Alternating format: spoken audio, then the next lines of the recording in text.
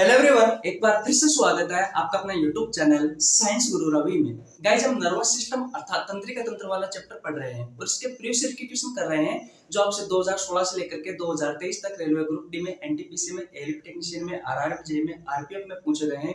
वो सभी क्वेश्चन मैं आपको करवा रहा हूँ। 3 क्लासेस की कंप्लीट हो चुकी है, आज ये चौथी क्लास है। सबसे पहले आप चैप्टर का नाम लिख लीजिए, नर्वस सिस्टम।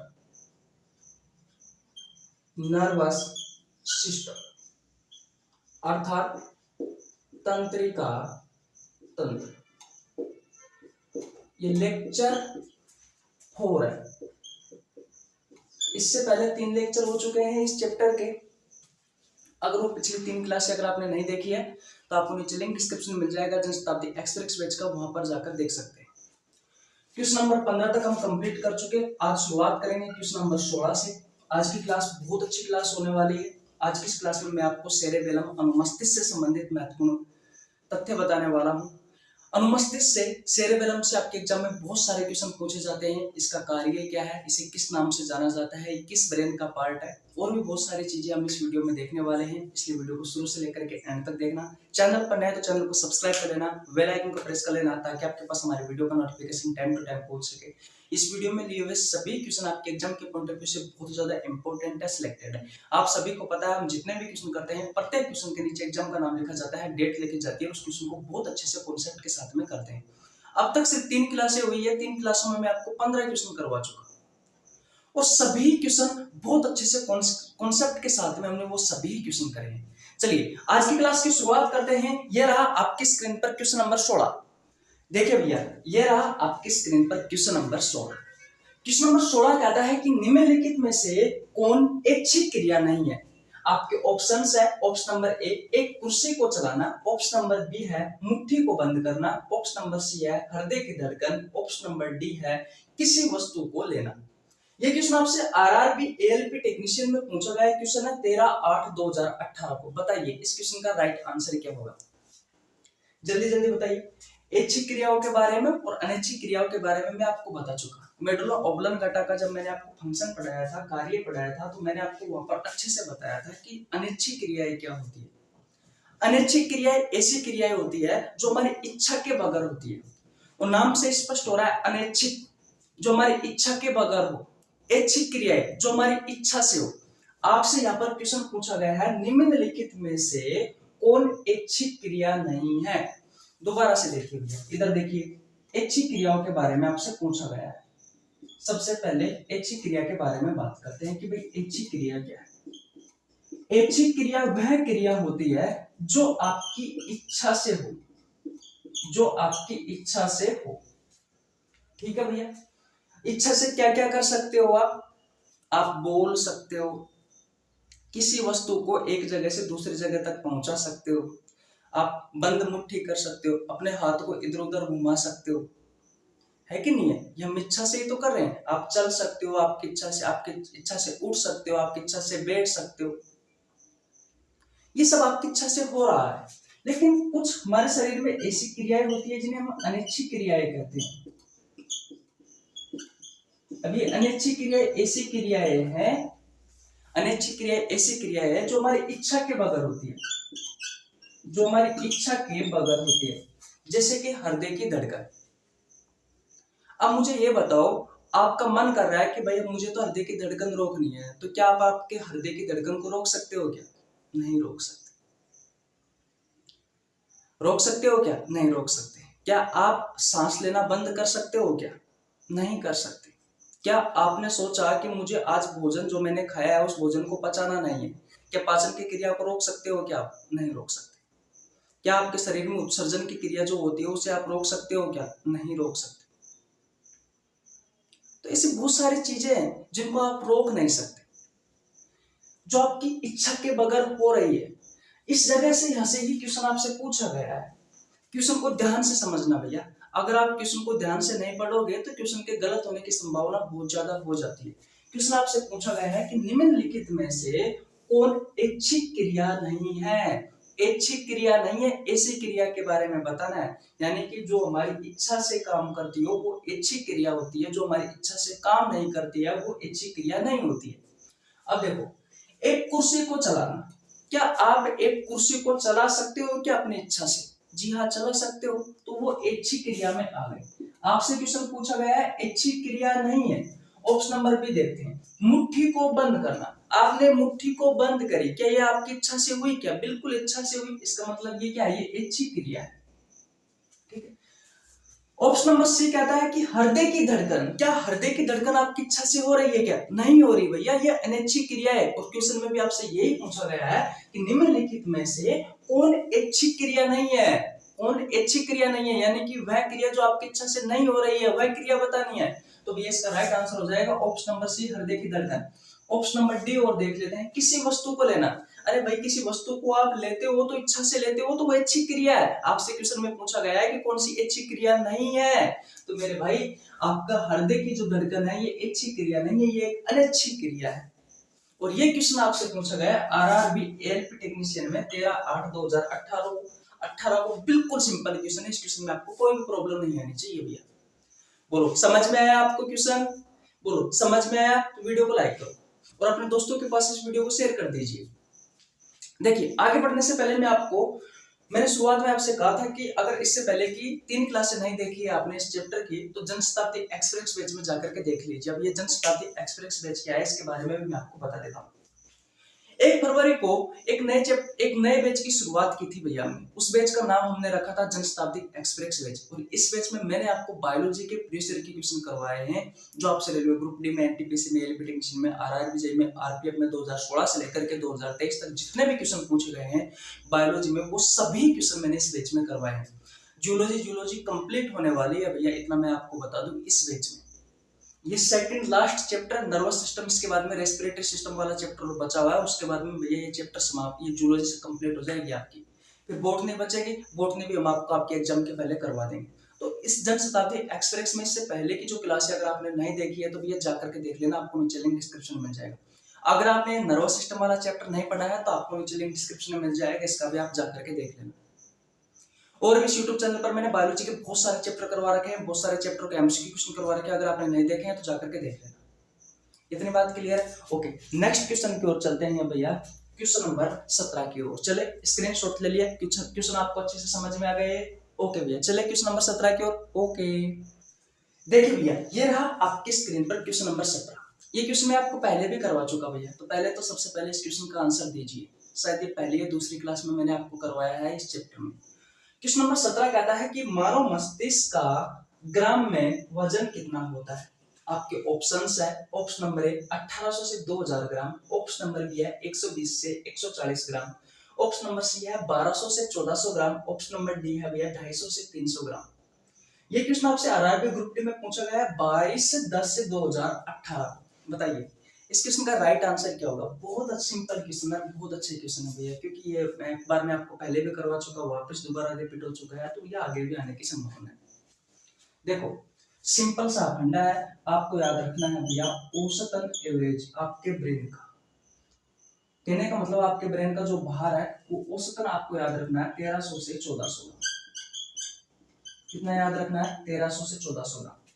अगर आपसे मेल के बारे में पूछे तो भाई 1400 से 1450 ग्राम भी आप बता सकते हो, ठीक है। अगर आपसे फीमेल के बारे में पूछे तो भाई 1300 से लेकर के आप 1350 ग्राम भी बता सकते हो। और अगर आपसे चाइल्ड के बारे में पूछे, बच्चे के बारे में पूछे, तो 300 से 400 ग्राम आप बता सकते हो। 1300 से 1400 ग्राम आपको याद रखना है, आपके मस्तिष्क का भार होता है। अब देखो, मानव मस्तिष्क का ग्राम में वजन कितना होता है? क्या 1800 से 2000 कहीं ऑप्शन में है क्या? हमें पास वाला देखना। अब ये तो नहीं है कि बिल्कुल आपको 1300 से लेकर के 1400 ग्राम या आपके ऑप्शन में देगा, ऐसा नहीं होता भैया, एग्जाम में ऐसा नहीं होता। आसपास का मान देता है, लेकिन इतना देता है कि सटीक तरीके से आप उस क्वेश्चन का आंसर दे सकते हो। देखो, अब 1800 से लेकर के 2000 ग्राम है भैया, तो स्पष्ट रूप से दिख रहा है हमें कि भाई 1300 से 1400 ग्राम से कहीं ज्यादा है कि नहीं? दूसरे में बहुत कम दे दिया, 120 से लेकर के 140 ग्राम दे दिया, तो ये भी बहुत कम है भैया। उसके अलावा 250 से लेकर के 300 ग्राम, ये भी बहुत कम है भैया। तो हमारा मान क्या निकला? 1200 से 1400 ग्राम। यह हमने आंकड़ा देखा है, हमने बताया है आपको कि 1300 से 1400 ग्राम आपके ब्रेन का भार होता है। तो राइट आंसर क्या होगा हमारा? ऑप्शन नंबर सी होगा मेरे भाई, 1200 से 1400 ग्राम। ये क्वेश्चन आपसे आरआरबी ग्रुप डी में 22/10/2018 को पूछा गया है। अगर पर्सनल मेल का पूछे, पुरुष का पूछे, तो भैया 1400 से 1450 ग्राम होता है। महिला का थोड़ा कम होता है, महिला का 1300 से लेकर के 1350 ग्राम आप बता सकते हो, छोटे बच्चे का 300 से 400 ग्राम बता सकते हो। इतनी बात क्लियर है? तो राइट आंसर क्या होगा भैया? ऑप्शन नंबर सी होगा। बोलो, कोई प्रॉब्लम किसी को यहाँ तक? बिल्कुल भी नहीं होनी चाहिए भैया। स्क्रीनशॉट ले लीजिए अच्छे से। नेक्स्ट क्वेश्चन की ओर चलते हैं। हाँ, नेक्स्ट क्वेश्चन पर जाने से पहले मैं आपको कुछ जानकारी और बता देता हूँ हमारे चैनल से संबंधित। कम्युनिटी पोस्ट में सुबह 6 बजे, 12 बजे और शाम 6 बजे बायोलॉजी के बेहतरीन क्वेश्चन डालता हूँ। ये वो क्वेश्चन है जो या तो आपसे आपकी प्रतियोगी परीक्षाओं में पहले पूछे गए हैं या फिर आगे पूछे जाने की संभावना है। हर रोज 8-10 हजार स्टूडेंट से भी ज्यादा इन क्वेश्चनों का आंसर देते हैं। आप भी दीजिए ताकि बायोलॉजी के अच्छे क्वेश्चनों पर और बेहतरीन क्वेश्चनों पर आपकी पकड़ बनी रहे, ताकि आपके एग्जाम में ये सभी क्वेश्चन आपको देखने को मिले और आपको फायदा मिले। इसलिए भैया सुबह 6 बजे याद रखना, और दिन में 12 बजे और शाम को 6 बजे ये कम्युनिटी पोस्ट में क्वेश्चन डालता रहता। पहले मैं सुबह 6 बजे और शाम को 6 बजे डालता था, लेकिन अब आपका कमेंट है, आपका प्यार है कि भैया दिन में 4-5 डाला करो। एक स्टूडेंट से बोल रहा था कि भैया कम से कम दिन में 7-8 डाला करो। भैया ये चीजें संभव नहीं है, भाई ये चीज संभव नहीं है। मानता हूँ आपके लिए भाई, अगर आपको वहां पर पढ़ना हो उससे अच्छा तो आप जनशताब्दी एक्सप्रेस पे ज्वाइन करो भाई, बिल्कुल फ्री ऑफ कॉस्ट। आपको 1 रुपए देने की आवश्यकता नहीं है।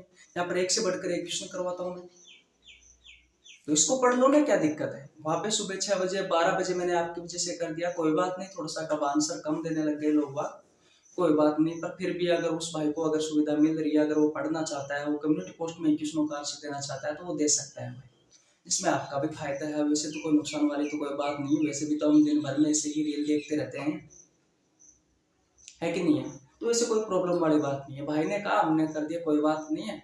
और अगर आप आगे भी कहोगे तो भैया हम 3 की जगह पे 4 नहीं, 5 नहीं, 10 भी डाल देंगे, कोई दिक्कत वाली बात नहीं है। बस आपका प्यार और सपोर्ट होना चाहिए। अगर आप कहोगे कि एक दिन में 2 क्लासें डालनी है, 3 क्लासें डालनी है, 4 क्लासें डालनी है, तो डाल देंगे।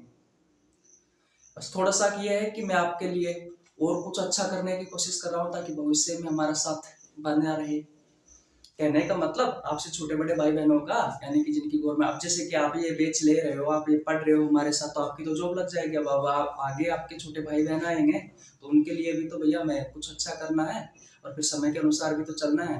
और अच्छे से पढ़ाई और अच्छे से कॉन्सेप्ट और अच्छे से आपको समझाने की कोशिश करेंगे। इसलिए लगे हुए हैं, मेहनत कर रहे हैं भैया आपके लिए।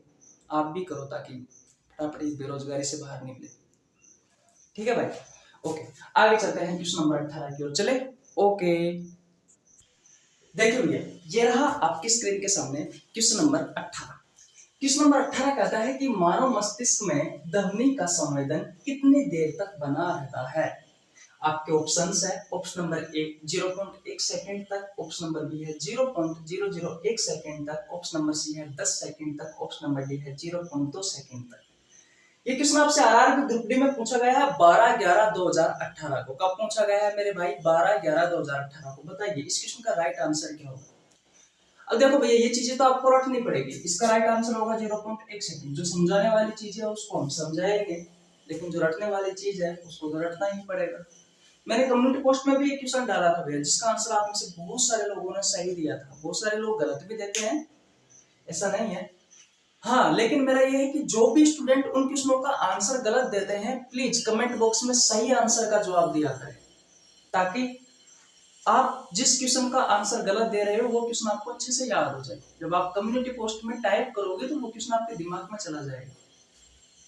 ठीक है मेरे भाई, जब किसी चीज को, जब क्वेश्चन को हम लिखते हैं तो वो चीजें हमें याद रह जाती है। हाथों से लिखी हुई चीजों को हम बहुत कम भूलते हैं, इसलिए लिखा करो। जब भी नोट्स बनाते हो, वीडियो देखते हो, तो प्रत्येक क्वेश्चन को लिखा करो मेरे भाई, काम आने वाली चीजें हैं। ठीक है, ओके, स्क्रीनशॉट ले लीजिए। नेक्स्ट क्वेश्चन की ओर चलते हैं, क्वेश्चन नंबर 19 की ओर चले। ओके, देखिए भैया, ये रहा आपकी स्क्रीन पर क्वेश्चन नंबर 19। क्लास को छोड़ करके मत जाना, क्योंकि लास्ट के क्वेश्चन में ही भैया मैं आपको अच्छे क्वेश्चन कराने वाला हूँ। ये जो सेरेबेलम आपको दिखाई दे रहा है, अनुमस्तिष्क दिखाई दे रहा है, इस अनुमस्तिष्क के कार्य पढ़ाने वाला हूँ। इससे संबंधित आपसे जो आपके एग्जाम में क्वेश्चन पूछे गए हैं वो क्वेश्चन करवाने वाला हूँ। इसलिए शुरुआत के 2-3 क्वेश्चन तो भैया ऐसे ही है। इस क्वेश्चन के बारे में मैं आपको पहले कई दफा बता चुका। क्वेश्चन को पढ़िए, ऑप्शन पढ़िए, और ये क्वेश्चन आपसे आरआरबी ग्रुप डी में 6/12/2018 को पूछा गया है। अच्छा क्वेश्चन है, और इस क्वेश्चन का आंसर देने की कोशिश करें। जो हमारे साथ लगातार 3 दिनों से जुड़ा हुआ है वो तो इस क्वेश्चन का आंसर अच्छे से दे पाएगा, लेकिन जो नया है वो नहीं दे पाएगा, क्योंकि उसने हमारी पिछली 3 क्लास नहीं देखी है, क्योंकि पिछली 3 क्लासों में हम कम से कम आपको 4 से 5 दफा इस क्वेश्चन का आंसर बता चुके हैं। एक बार फिर बताते हैं। क्वेश्चन नंबर 19 कहता है कि कौन खांसी और छींकने जैसी अनैच्छिक गतिविधियों को नियंत्रित करता है।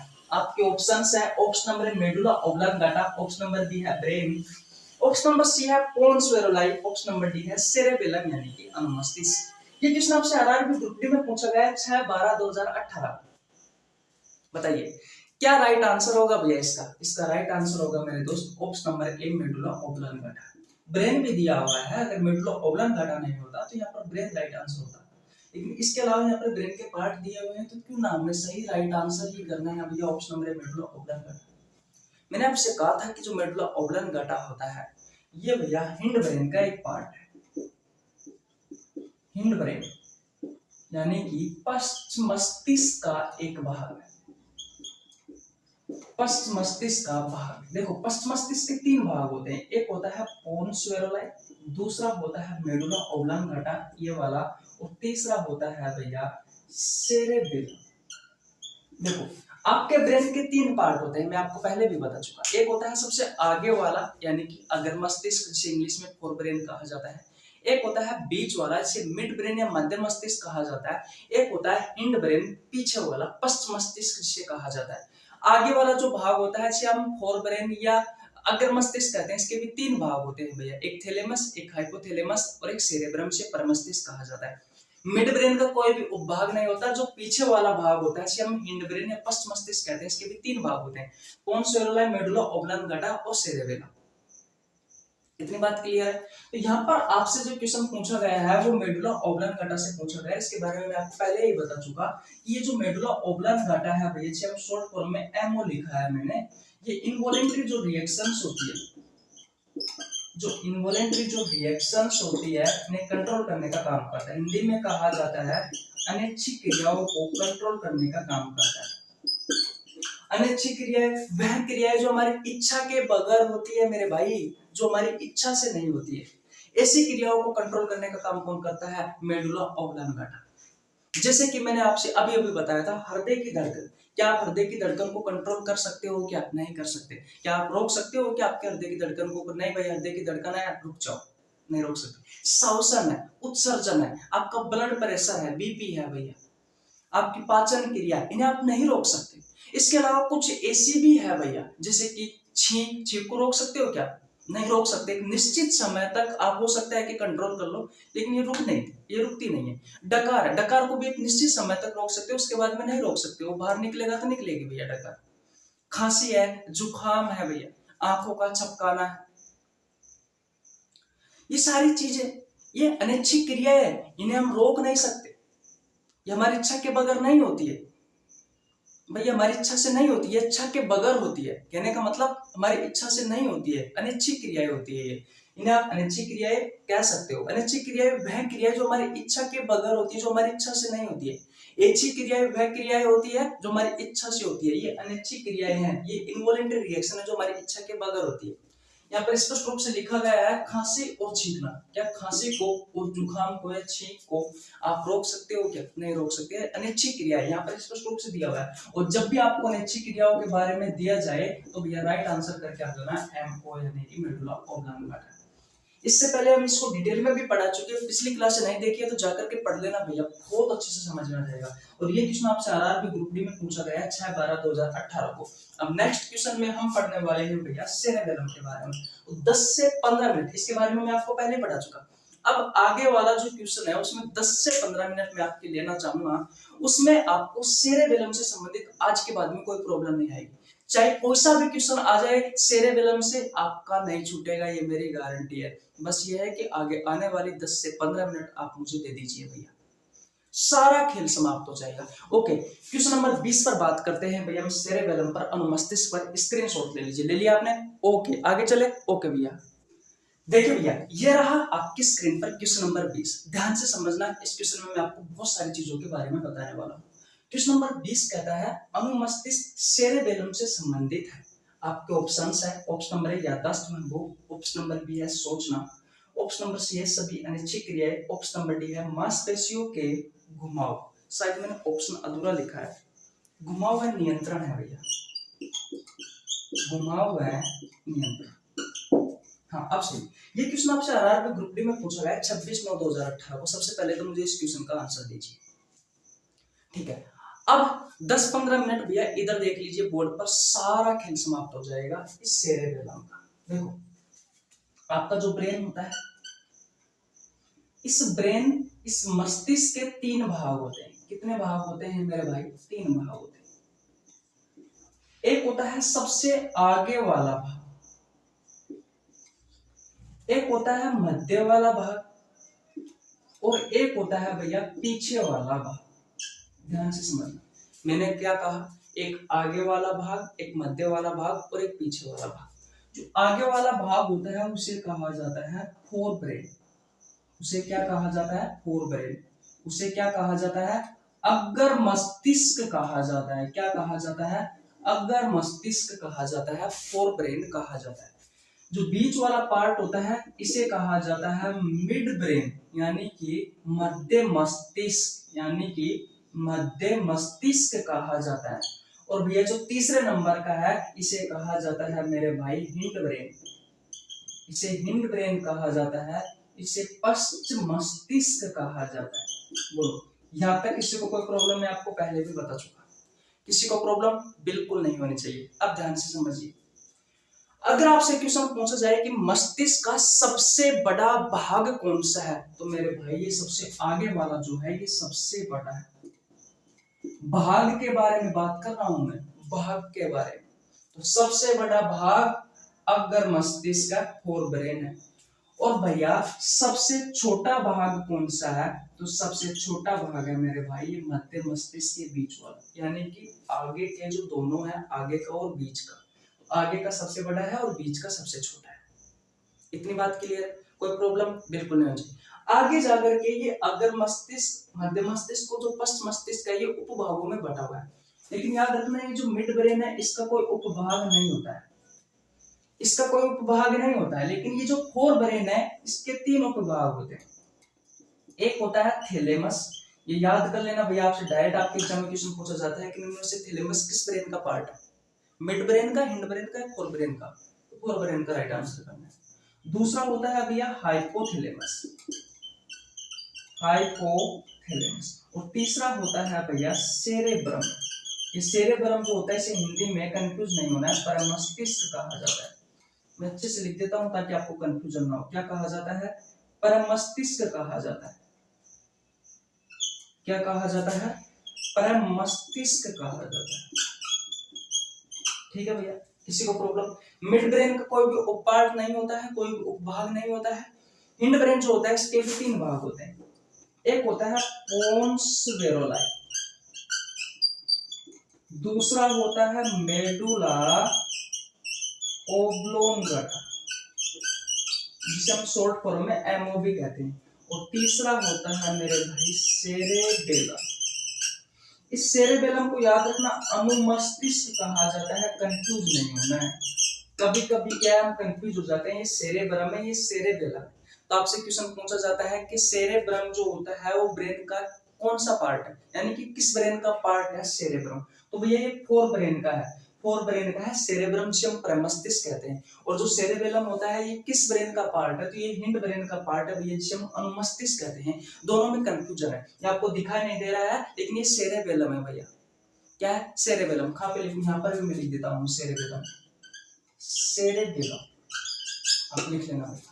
इसे कहा जाता है अनुमस्तिष्क। इसे क्या कहा जाता है? इसे अनुमस्तिष्क कहा जाता है। तो अब दोनों में कंफ्यूजन नहीं होना है। अगर आपसे सेरेबेलम के बारे में पूछे तो बता देना हिंड ब्रेन का पार्ट है, और अगर सेरेब्रम के बारे में पूछा जाए तो बता देना फोर ब्रेन का पार्ट है। मिड ब्रेन जो होता है मध्य मस्तिष्क होता है, इसका कोई भी उपभाग नहीं होता है। यहाँ तक की कहानी मैं आपको पहले बता चुका। अब हम समझते हैं भैया सेरेबेलम के बारे में।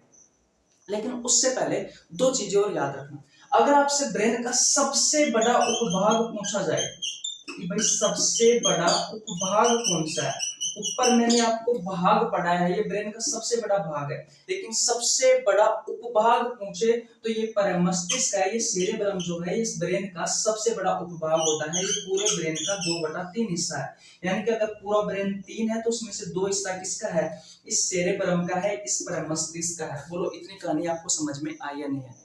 और सबसे छोटा उपभाग पूछे भैया तो ये है सेरेबेलम अनुमस्तिष्क, ये भैया सबसे छोटा उपभाग है, ये सबसे छोटा उपभाग है, ये सबसे छोटा उपभाग है भैया। इतनी बात क्लियर है, किसी को प्रॉब्लम बिल्कुल नहीं होनी चाहिए। बोलो यहां तक की कहानी समझ में आई या नहीं है। अब मैं इन सबको मिटा देता हूं, पहले तो आप स्क्रीनशॉट ले लीजिए। स्क्रीनशॉट ले लिया आपने, मिटा दो, ओके भैया। अब ध्यान से समझना, अब हम पर्सनल किस पर बात करेंगे, अब हम पर्सनल बात करेंगे भैया सेरेबेलम पर। ये चीजें मैं आपको पहले भी पढ़ा के आ चुका, अब ध्यान से समझ लेना भैया। अगर ध्यान से नहीं समझा तो ऊपर से निकल जाएगी बात है, फिर मुझे गाली दोगे आप, इसलिए भैया ध्यान से समझ लेना, क्योंकि यहाँ से आपके एग्जाम में क्वेश्चन पूछे जाते हैं। अभी मैं आपके सामने 2-3 क्वेश्चन करवाने वाला हूँ इसी सेरेबेलम से, जो कि अच्छे क्वेश्चन है, जो कि आपके से रेलवे में पूछे गए हैं भैया। ठीक है, तो रेलवे वाले बायोलॉजी की बिल्कुल टेंशन ना ले, यहाँ से जो क्वेश्चन करवाया जाएगा वही आपके एग्जाम में क्वेश्चन पूछा जाएगा। कॉन्सेप्ट वही है, सभी टीचर वही पढ़ाते हैं, बस फर्क ये है कि पहले सिलेबस कंप्लीट करो, उसके बाद में प्रीवियस ईयर क्वेश्चन करो। देखो भैया, आप किसी भी एग्जाम की तैयारी कर रहे हो, आपका गोल यही होना चाहिए, सबसे पहले सिलेबस कंप्लीट करना है कि नहीं, उसके बाद में प्रीवियस ईयर क्वेश्चन आपको लगाने हैं, जो नई चीजें आपको मिले वो आपके नोट्स में ऐड कर लो।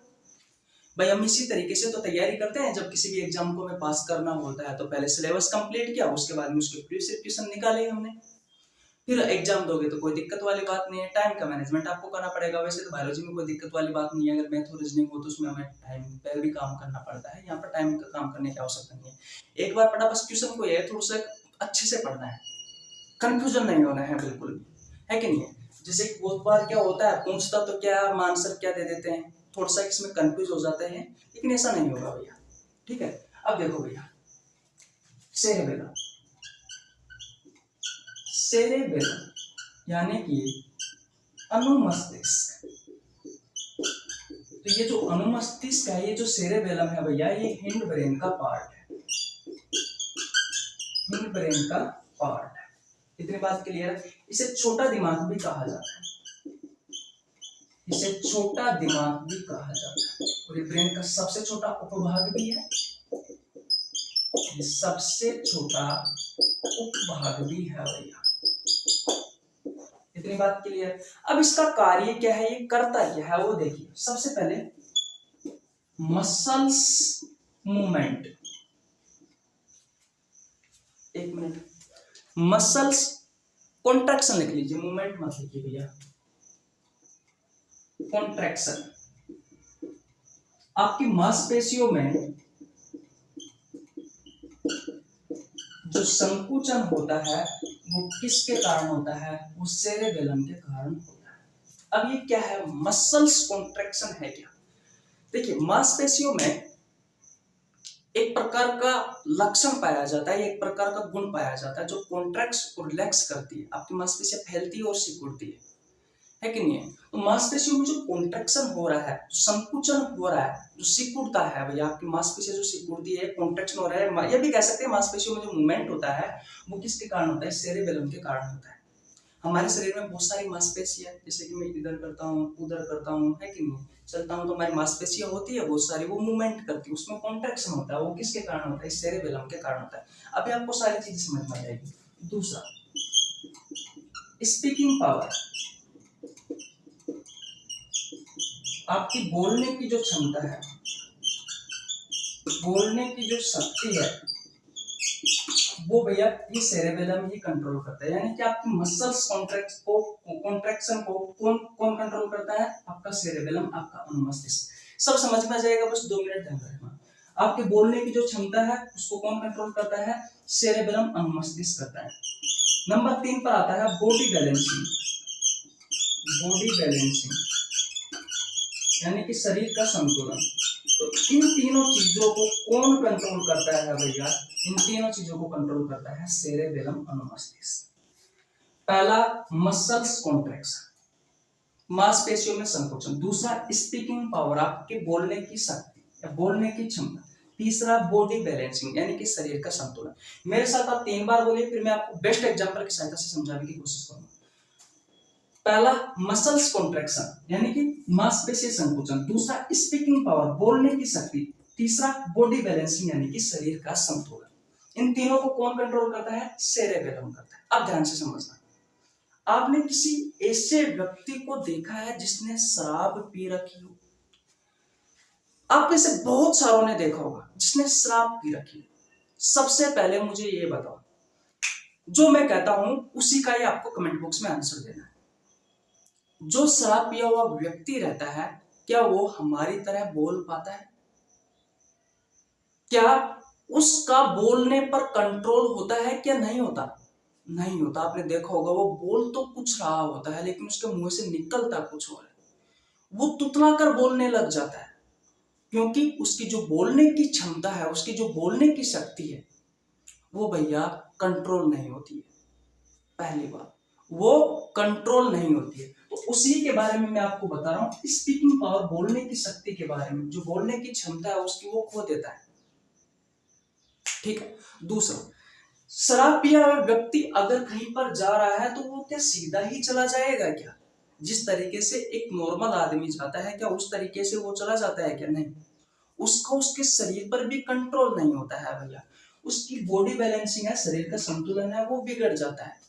वो कभी इधर जाएगा फिर इधर इधर की तरफ हो जाएगा। देखो, अगर वो सीधा जा रहा है तो कभी इधर की तरफ हो गया, अगर वो सीधा जा रहा है कभी वो इधर की तरफ हो गया। ऐसे ऐसे धक्का देते हुए, जैसे कि मैं चलने की कोशिश करता हूँ, जैसे ऐसे गया, ऐसे, जैसे कि मैं सीधा आपके सामने से ऐसे आता हूँ, ऐसे कहीं ना कहीं ऐसे ऐसे ही देखा होगा आपने, ऐसे ही देखा होगा। ऐसे ही तो करता है शराबी व्यक्ति, है कि नहीं है? तो उसका खुद की बॉडी पर भी भैया बैलेंस नहीं रहता है, उसका शरीर का संतुलन बिगड़ जाता है। दो चीजें आपको समझ में आ गई, स्पीकिंग पावर और बोलने की क्षमता। सॉरी, स्पीकिंग पावर यानी कि बोलने की शक्ति और शरीर का संतुलन। अब देखिए, आपने देखा होगा जो शराबी व्यक्ति होता है, अगर वो एक तरफ सो जाता है तो वो दूसरी तरफ जल्दी से नहीं हो पाता। आपने देखा होगा कहीं बार कि जैसे कि एक तरफ वो शराबी लेटा हुआ है, उसको बिल्कुल भी उसके शरीर में संतुलन नहीं है। जैसे कि एक तरफ वो सो गया, जैसे कि इस तरफ वो मुंह करके सो गया, तो आप 1 घंटे बाद में उसको जाकर के देखोगे तो वो इस तरफ ही सोता आपको मिलेगा, क्योंकि उसकी जो मांसपेशियां होती है उसमें उसका कंट्रोल नहीं है, उसमें कॉन्ट्रैक्शन, उसमें मूवमेंट नहीं हो पा रहा है, जिसके कारण वो दूसरी तरफ भैया नहीं जा पा रहा है। लेकिन अगर हम नॉर्मली अगर सो के देखें तो थोड़ी देर के बाद में हम दूसरी तरफ आ जाते हैं। लेकिन जो शराबी व्यक्ति होता है उसका जो मसल मूवमेंट होता है, मसल कॉन्ट्रैक्शन होता है, मांसपेशियों में जो संकोचन की क्षमता होती है वो कम हो जाती है। तो याद रखना, ये तीनों के तीनों कार्यों को कौन कंट्रोल करता है? ये आपका सेरेबेलम वाला पार्ट करता है, जिसमें मसल्स कॉन्ट्रैक्शन, स्पीकिंग पावर, बोलने की शक्ति और बॉडी बैलेंसिंग यानी कि शरीर का संतुलन। और याद रखना, एल्कोहल एल्कोहल एल्कोहल यानी कि जो शराब होती है, उस शराब से भैया ये आपका जो सेरेबेलम वाला पार्ट है, ये जो अनुमस्तिष्क है, ये सेरेबेलम में ये अनुमस्तिष्क वाला जो भाग होता है, ये भैया काम करना बंद कर देता है।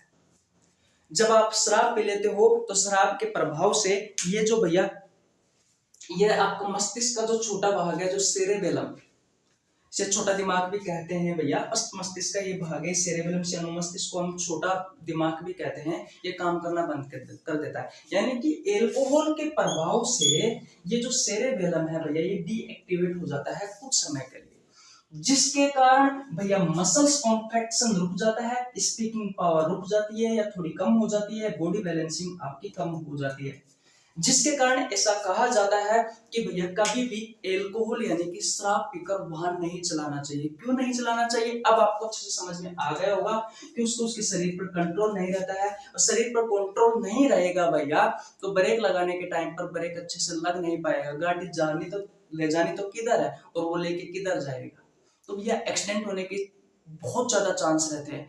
आप किसी दूसरे पर टक्कर मार दोगे, या फिर आप स्वयं रोड से नीचे गिर जाओगे, सड़क से नीचे गिर जाओगे, या फिर कहीं पर भी आप टकरा जाओगे, आपकी डेथ होने की संभावना रहती है।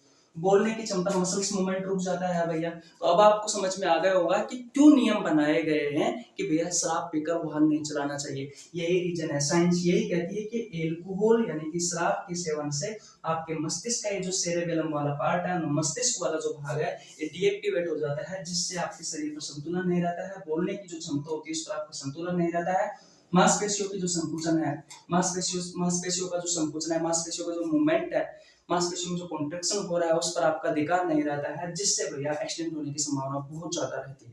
तो अब आपको समझ में आ गया होगा कि एक्चुअली में सेरेबेलम करता क्या है। अब इतनी सारी चीज आपने 10-15 मिनट मुझे दी है, तो अब आपको सारी चीजें समझ में आ गई होगी। अगर आपको यकीन नहीं है कि मुझे चीजें समझ में नहीं आई है, तो अब समझ लेना भैया। अब मैं क्वेश्चन आपके सामने रखता हूं, तब आपको समझ में आ जाएगा। क्वेश्चन नंबर 20 कहता है कि अनुमस्तिष्क यानी कि सेरेबेलम से संबंधित कौन है? याददाश्त, भूख, भूख, प्यास, प्यार, क्रोध, नफरत, इसके बारे में मैंने आपको हाइपोथैलेमस के कार्य में पढ़ाया था। लास्ट क्लास में या उससे पहले की क्लास में जब मैंने आपको हाइपोथैलेमस के कार्य पढ़ाए थे, तब मैंने आपको अच्छे से बताया था कि भूख, प्यास, प्यार, क्रोध, नफरत, इन सभी को कौन कंट्रोल करता है, ब्रेन का कौन सा पार्ट कंट्रोल करता है। तो भैया कौन कंट्रोल करता है? हाइपोथैलेमस करता है, जिसे हम हमारे शरीर का थर्मामीटर या तापमापी कहते हैं, ताप नियंत्रक कहते हैं।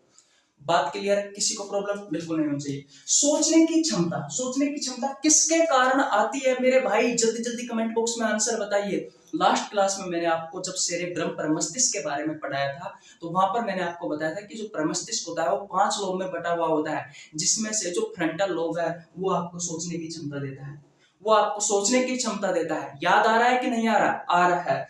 ऑप्शन नंबर सी के बारे में बात करते हैं। सभी अनैच्छिक क्रियाएं, इनवॉलेंटरी रिएक्शन के बारे में जहां भी नाम आए भैया मेडुला ऑब्लांगेटा करके आ जाना है।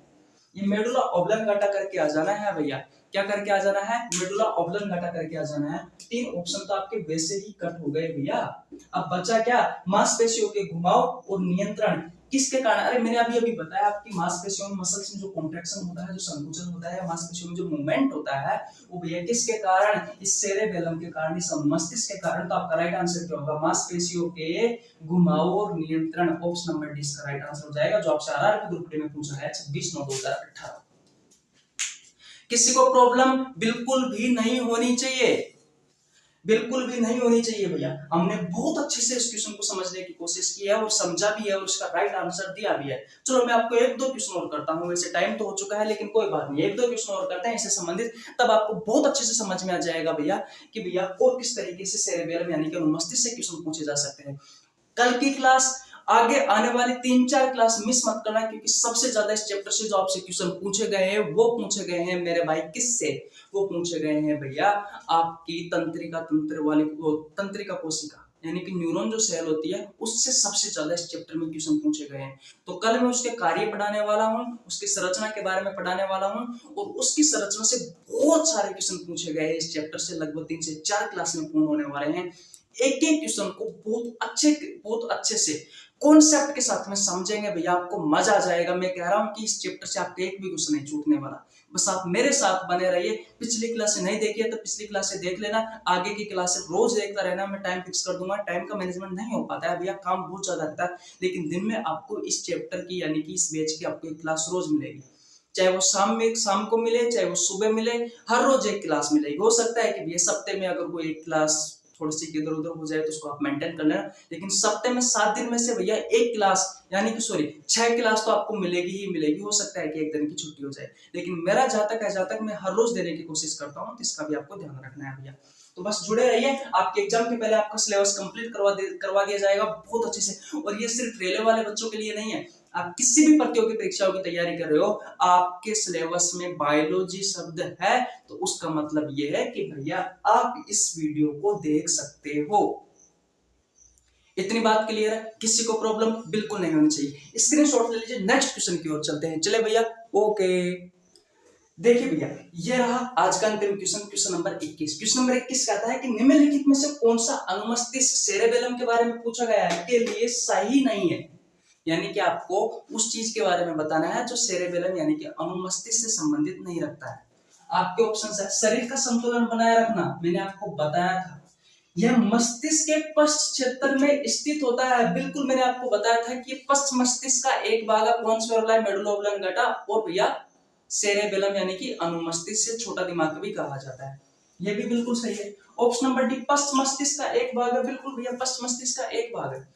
मैंने आपको ऑप्शन नंबर बी में बताया था बोलने, देखने, सूंघने, स्वाद लेने, सुनने, बुद्धिमत्ता इत्यादि जैसी गतिविधियों को नियंत्रित कौन करता है? हमारा ब्रेन का पार्ट करता है, लेकिन ब्रेन के बहुत सारे पार्टों का यहाँ कार्य दिया गया है, जैसे कि देखने और भैया जो सुनने का काम है, देखने और जो सुनने का काम है वो मिड ब्रेन करता है कि नहीं है? और जो हमारा अग्र मस्तिष्क होता है जिसका थैलेमस वाला पार्ट है वो स्वाद का पता लगाता है, आपको सूंघने का पता लगाता है कि नहीं है? उसके अलावा ये बुद्धिमत्ता जो है वो कोर ब्रेन का परमस्तिष्क यानी कि जो सेरेब्रम वाला पार्ट है वो करता है। यहाँ पर बोलने वाला शब्द ऐड किया गया है, लेकिन कहीं ना कहीं वो आप कह सकते हो कि फोर ब्रेन का पार्ट भी हो सकता है, इसलिए आपका राइट आंसर कौन सा होगा? ऑप्शन नंबर बी होगा, ये गलत हो जाएंगे अभी, क्योंकि आपसे क्वेश्चन पूछा गया है कि अनुमस्तिष्क के लिए सही नहीं है, उस पार्ट का चयन करना है आपको, उस बात का चयन करना है, तो ऑप्शन नंबर बी कहीं ना कहीं सही हो जाएगा।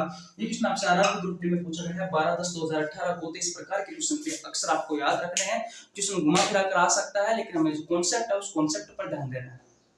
इतनी बात क्लियर है? तो आशा करता हूँ आज की क्लास आपको समझ में आ गई होगी। क्वेश्चन नंबर 22 से हम कल शुरुआत करेंगे भैया। अगर आपको वीडियो अच्छी लगी हो तो वीडियो को लाइक कर दीजिए, चैनल पर नए तो चैनल को सब्सक्राइब कर लेना, बेल आइकन को प्रेस कर लेना ताकि आपके पास हमारी वीडियो का नोटिफिकेशन टाइम टू टाइम पहुंच सके। मिलते हैं गाइस नेक्स्ट वीडियो में, तब तक के लिए जय हिंद, जय भारत, राम राम। स्क्रीनशॉट ले लीजिए भैया, बाय बाय।